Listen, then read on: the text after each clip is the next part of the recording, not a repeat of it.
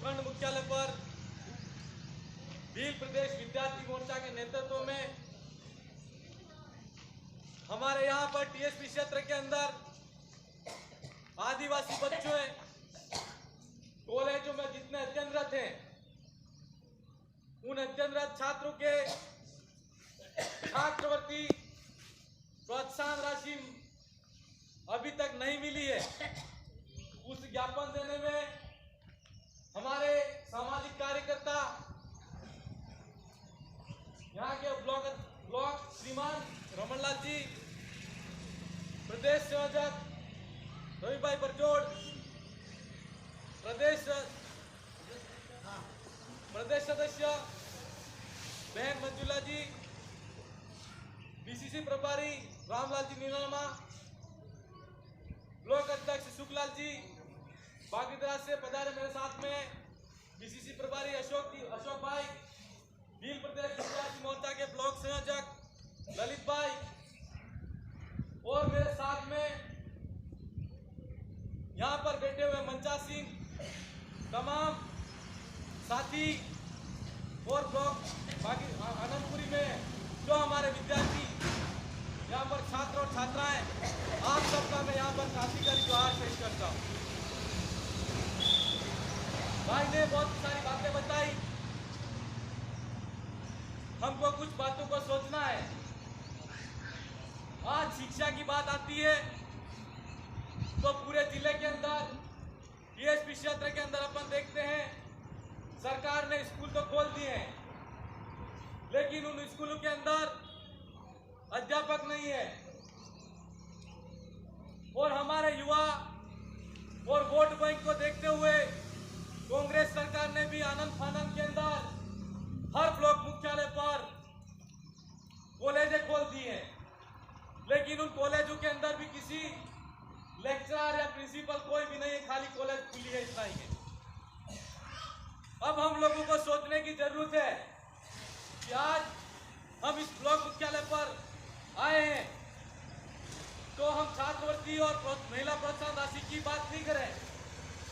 वो तो हमको चाहिए ही चाहिए, लेकिन हमारे समाज को और हमारे समाज की जो यहाँ पर रीढ़ की हड्डी कही जाने वाली युवा शक्ति है, उसके अंदर हमारी बहनें और युवा भाई, उनसे हम कहना चाहते हैं कि आप शिक्षा के साथ में हमारे समाज की जो सोच है, समाज का संगठन है, समाज के अंदर जितनी बुराइयां हैं, कुरीतियां हैं, उनको भी हमको ध्यान में रखते हुए उन बुराई को भी दूर करना है। आज इस उपखंड में हम बैठे हैं तो यहाँ से हम कहना चाहते हैं कि सबसे पहले हम ये पूछना चाहते हैं कि आपने 21-22 से हमारे छात्रों की छात्रवृत्ति अभी तक हमारे छात्रों के खाते में नहीं आई है, तो हम सरकार से पूछना चाहते हैं कि गई सरकार है, क्या उसने छात्रवृत्ति को दबाया है या उस छात्रों के छात्रवृत्ति के घोटाले को खा गया है, वो हमारे छात्रों की छात्रवृत्ति खा गए हैं, यह हम उनसे पूछना चाहते हैं। अगर खा गए हैं तो बदनलाल सरकार से हमारा कहना है कि उसकी जांच करें और पूरे विभाग और जो छात्रों की छात्रवृत्ति खाने वाले तमाम अधिकारी और जो मंत्री हैं उनको कटघरे में डाल के जेल में डाला जाए। वो अगर नहीं खाई है तो आपकी सरकार बनी है, 2 साल तक हमारे बच्चों की छात्रवृत्ति आपने नहीं दी, तो हमारे युवा शक्ति ने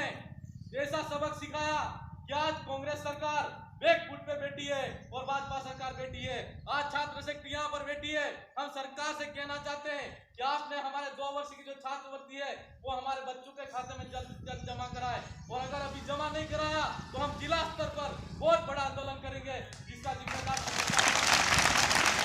प्रशासन और सरकार होगी। हम ये कहना चाहते हैं, आज इस मुख्यालय पर उपस्थित है तमाम छात्र और युवा शक्ति के माध्यम से, अगर बदनलाल सरकार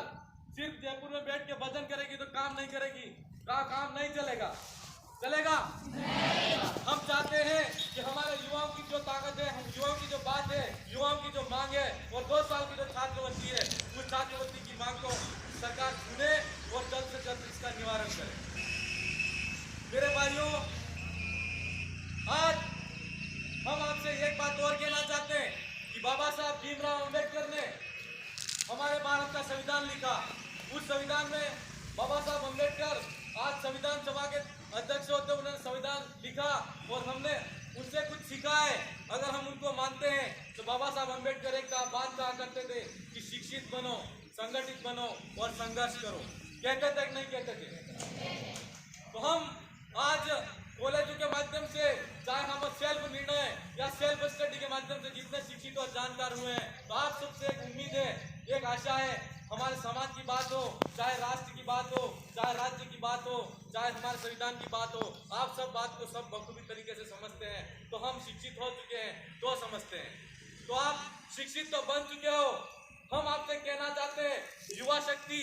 भाई और बहनें, आप दोनों से हमारी यही उम्मीद है कि अब हमको संगठित होने की आवश्यकता है कि नहीं है? जब तक हम संगठित नहीं होंगे तब तक हम कुछ नहीं कर सकते, क्योंकि सरकार कहां पर